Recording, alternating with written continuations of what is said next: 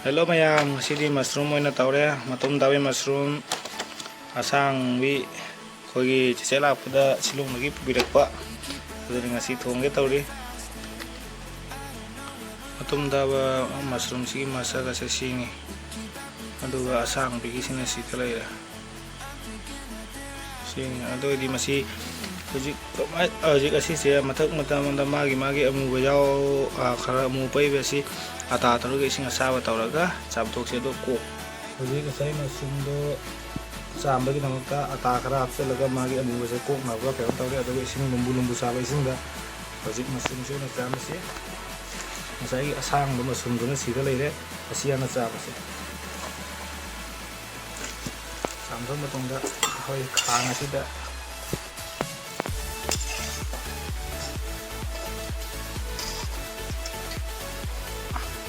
hojik asang no sabang dong sai siang go matum madu sa mani sing na sabang na sita pakwa ata sisu lonya oke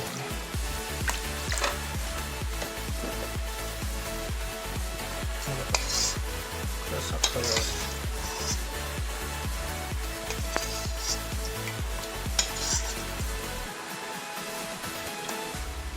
masai gi mushroom do phajana cha matung do sida leire mushroom se mayam su makok se khara su masi makok yamna kan maneba koi jade ai di mushroom apa megi di tangai ka ga jabne duga angang sing gumba chaba nga oiraga na awa ga na ohum na samai ko bu yaban je tangai ai gi khoi di chaba ni na phajana pam na cha ne tangai do ne yajare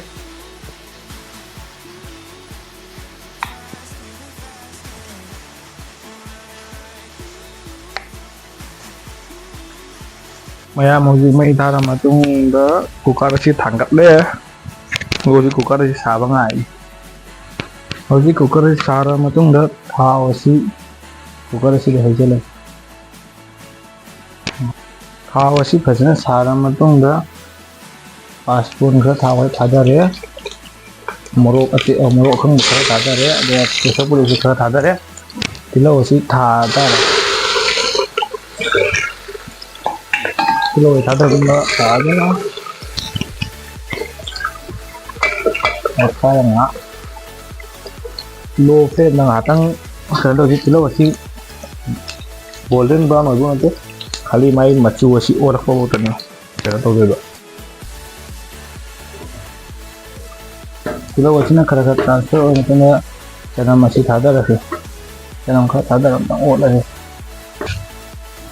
jana thada matung da asai suje ki ba khamen sembi adu thada ra si hoi khamen sembi si chang ra bani na adu thumma ji na thau ta re adu am tam ba ja ot re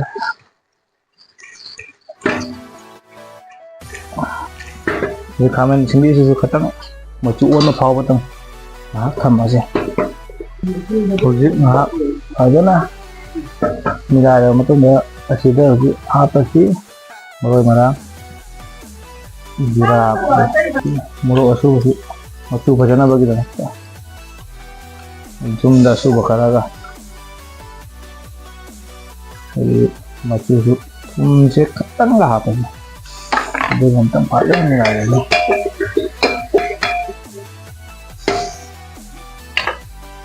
hojik thawai thora utong da chana ba chang ising mu hap chala si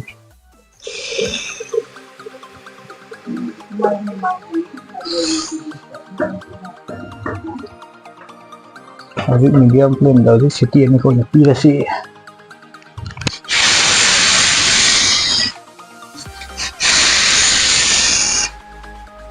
hojik makukar maku masi lothoga matung da ngak ongko mai je thangkale mai thangala matung da tumba khabai akon maning pon ba singa ta na ta ngai kai mai masin mai na message jabai matung saya aku baca nama aku malu tak mau tak kuna jemu no rato ya ku kana ko ji maku mun hakyon matam tu masih jauh mai si kangalaga masala peso na CMC adu pabang hatang ola la mai kangana bataw hojik mage mai se consultant sun ya thickness la mata masih da ꯃꯩ ꯁꯨꯝ ꯃꯨꯠꯊꯠꯂꯁꯤ ꯑꯗꯨꯒ ꯉꯁꯥꯏ ꯃꯁꯥꯂꯥꯁꯤꯗꯤ ready ꯑꯣꯏꯔꯦ ꯑꯗꯨꯒ ꯃꯁꯔꯨꯝ ꯉꯧꯅꯕ ꯇꯧꯔꯁꯤ cooker ꯊꯥꯡꯊꯔꯕ ꯃꯇꯨꯡꯗ ꯈꯥꯡ ꯆꯥꯔꯦ ꯃꯁꯔꯨꯝ ꯉꯧꯅꯕ ꯊꯥꯎ ꯈꯔ ꯍꯥꯞꯄꯁꯤ ꯄꯛꯆꯕꯗꯤ ꯕꯇꯔꯒꯅ ꯍꯦꯟꯕꯅꯤ ꯑꯗꯨꯕꯨ ꯂꯩꯇꯕꯅꯤꯅ ꯎꯄꯥꯏ ꯂꯩꯇ ꯑꯗꯨꯝ ꯊꯥꯎ ꯑꯣꯏꯅ ꯁꯤꯖꯤꯟꯅꯔꯦ ꯈꯥꯡ ꯑꯁꯤꯅ ꯊꯥꯎ ꯁꯥꯔꯕ ꯃꯇꯨꯡꯗ ꯉꯁꯥꯏ ꯑꯁꯤ ꯃꯌꯥꯝ ꯂꯩꯍꯧꯗ꯭ꯔꯦ ꯑꯁꯤꯒꯤ ꯃꯁꯔꯨꯝ ꯑꯁꯤ ꯃꯤꯠ ꯃꯁꯂꯥꯒ ꯇꯧꯔꯒ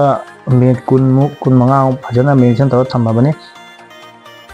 ꯑꯗꯣ ꯍꯧꯖꯤꯛ ꯁꯤꯗ ꯊꯥꯗꯔꯁꯤ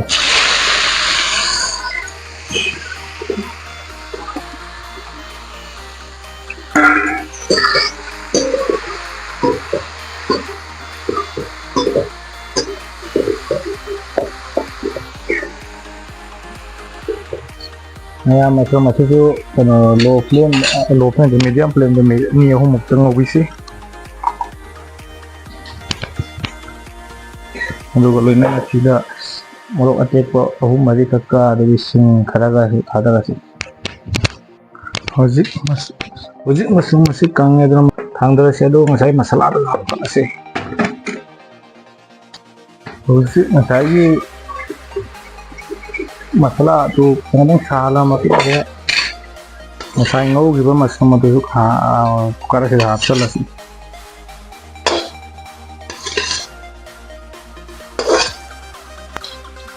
ꯃꯁꯔꯨꯝ ꯍꯥꯞꯆꯤꯜꯂꯕ ꯃꯇꯨꯡꯗ ꯃꯁꯥꯂꯥ ꯑꯁꯤꯒ ꯐꯖꯅ ꯃꯤꯛꯁ ꯇꯧꯔꯁꯤ ꯃꯁꯥꯂꯥ ꯑꯁꯤꯒ ꯐꯖꯅ ꯃꯤꯛꯁ ꯇꯧꯔꯕ ꯃꯇꯨꯡꯗ ꯍꯥꯞꯀꯗꯕ ꯄꯣꯠ ꯆꯩ ꯂꯣꯏꯔꯝꯗꯥꯏꯒꯤ ꯒꯔꯝ ꯃꯁꯥꯂꯥ ꯍꯧꯖꯤꯛ ꯂꯣꯏꯔꯝꯗꯥꯏꯒꯤ ꯆꯥꯟꯅꯒꯗꯕ ꯆꯥꯡꯒꯤ ꯏꯁꯤꯡ ꯑꯁꯤ ꯍꯩꯖꯤꯜꯂꯁꯤ ꯏꯁꯤꯡꯒꯤ ꯃꯥꯒꯤ ꯆꯥꯡꯗ ꯍꯩꯖꯤꯜꯂꯁꯤ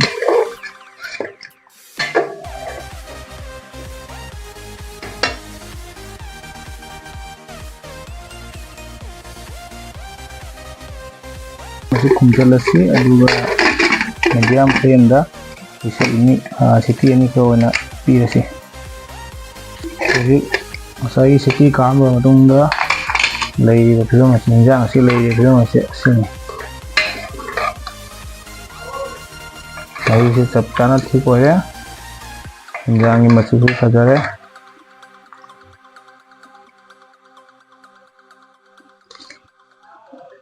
ꯍꯧꯖꯤꯛ ꯃꯩ ꯑꯁꯤ ꯃꯨꯠꯊꯠꯂꯒ ꯏꯟꯖꯥꯡ ꯑꯁꯤ ꯂꯣꯏꯁꯤꯜꯂꯁꯤ